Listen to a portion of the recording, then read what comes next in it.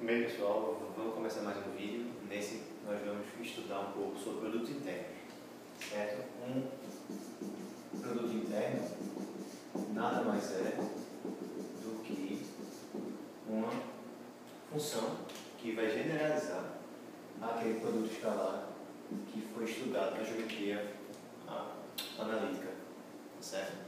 Então, digamos que a gente tenha um espaço vetorial V, certo? E aí a gente vai considerar uma função que a gente em geral escreve assim, certo? Uma função que a gente vai denotar com esse símbolo, certo? De V cartesiano V em R, ou seja, o que é que isso significa? Que aqui a gente vai colocar dois elementos de V, tá certo? Dois vetores, e vai calcular um número associado a eles, que vai ser chamado produto interno desses dois vetores. Esse produto interno ele generaliza aquele produto escalar. Então, aquelas propriedades que foram vistas como consequências da definição do produto escalar vão ser as definições aqui do meu produto interno. Ou seja, qualquer função do espaço cartesiano ele mesmo em N que tenha aquelas propriedades vai ser considerado um produto interno, tá bom? E que propriedades eram essas? Bem, a primeira era a propriedade da linearidade, certo? Como assim? Que se a gente fizesse V mais U e depois W, isso aqui era a mesma coisa que fazer V com W e somado com U com W. Tá bom? Também, se a soma estiver do lado de cá, então V U mais W seria igual a V U mais V W. Essa era a parte da soma, da linearidade. Também tinha a parte da multiplicação por escalar, né? Se a gente faz lambda V U, isso é a mesma coisa que lambda V U, que também é a mesma coisa que V lambda U. Okay? Além dessas, tinha a propriedade da simetria, ou seja, a ordem não importa. VU é a mesma coisa que U, V. Quaisquer que sejam os vetores U, V, W no meu espaço V, tá certo? E também qualquer que seja o lambda real, tá bom? E além dessa, tem mais uma propriedade que era a positividade. Como assim? Sempre que você fazia V, produto interno, com ele mesmo, isso dava um número maior ou igual a zero. E a igualdade, ou seja, só dava zero se V fosse o vetor nulo.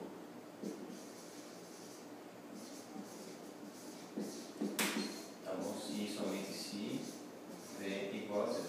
Então, no meu espaço vetorial genérico, qualquer função que tenha essas três propriedades, okay, vai ser uma aplicação que a gente vai chamar de produto interno, tá bom? Então, exemplo básico, vamos considerar, por exemplo, que o V aqui é o R2, tá certo? Então, um exemplo clássico poderia ser aquele V sempre, né? XY com AB dando XA mais YB.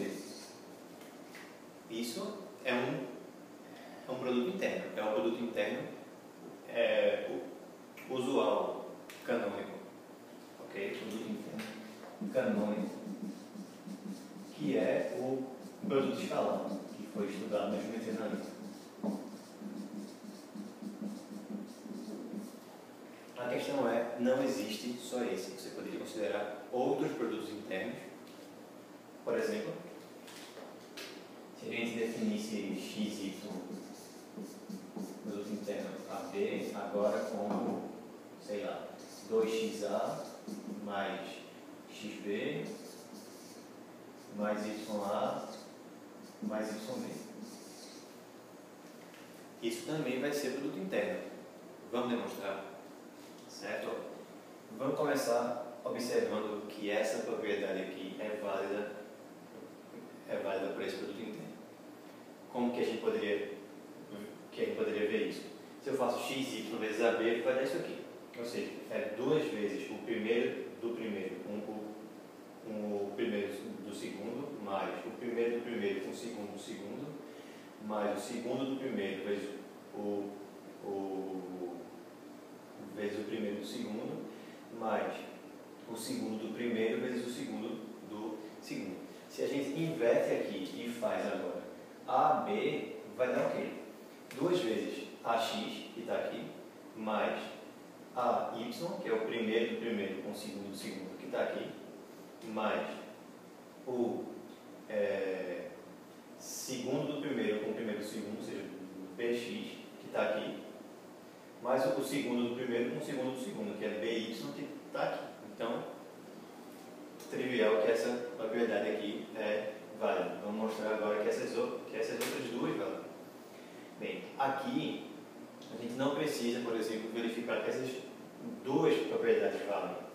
Se a gente mostrar que uma vale, a gente usa essa regrinha aqui e conclui que vale também a outra, tá? Porque dessa para essa só mudou a entrada em que a soma está. Aqui ela estava na primeira entrada, aqui ela está na segunda. Se eu sei que vale na primeira entrada e sei que eu posso mudar a ordem, vai concluir que ela vale na segunda, vai mudar a ordem.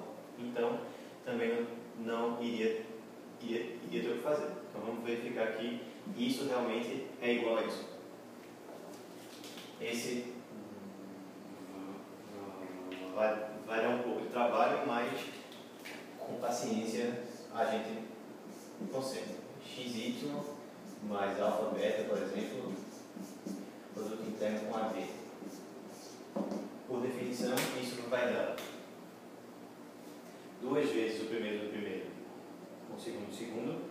Antes disso, vamos efetuar a soma. Ficar x mais alfa, y mais beta, AB.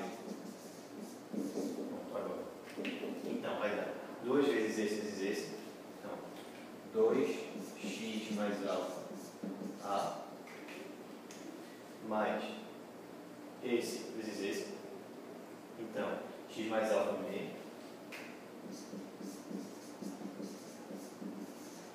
mais esse vezes esse. Então, y mais beta vezes A mais, finalmente, y mais beta vezes B.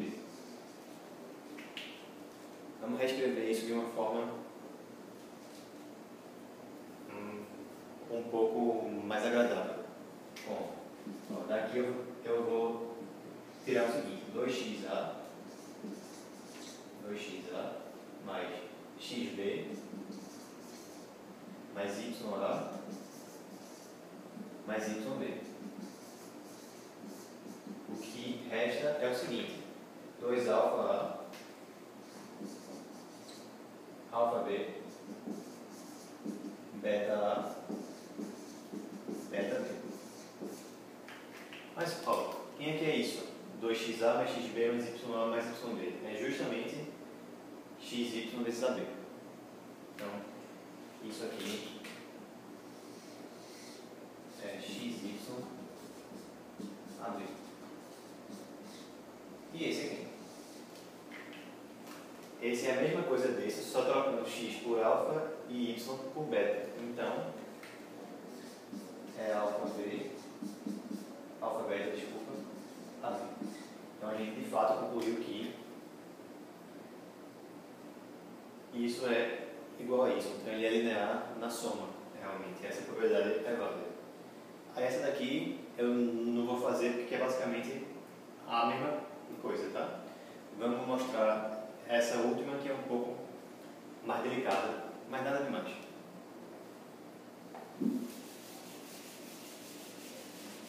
Então, o que a gente verifica? A última propriedade. A gente precisa verificar que xy é maior ou igual a zero, quaisquer que seja o x e y que a gente escolher. Mas aí, por definição, isso vai ser o quê?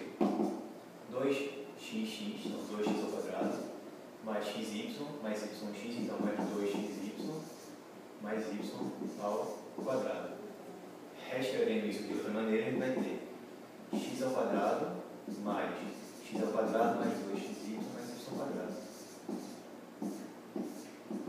Então ficou x ao quadrado mais, que é isso aqui? O quadrado do primeiro, mais 2 vezes o primeiro vezes o segundo, mais o quadrado do segundo. Então aqui eu tenho x mais y ao quadrado. Ou seja, isso nada mais é do que a soma de dois quadrados. A soma de dois quadrados sempre é um número maior ou igual a zero. E só vai ser zero se os dois quadrados forem zero. Então, se x for zero, e se x mais y for zero, mas se x é zero, o y também é zero. Tá? Então, só é zero se x igual a y igual a zero. Que é justamente o que a gente queria. O produto interno só é zero, tá bom? Se o vetor for zero, ou seja, se x e y forem zero. Então, esse vídeo mostra que você pode ter produtos internos não usuais no seu espaço vetorial. E a escolha do produto interno vai ser fundamental para determinar como que é a geometria desse espaço, coisa que a gente vai ver nos próximos vídeos. Espero que vocês tenham gostado e até a próxima.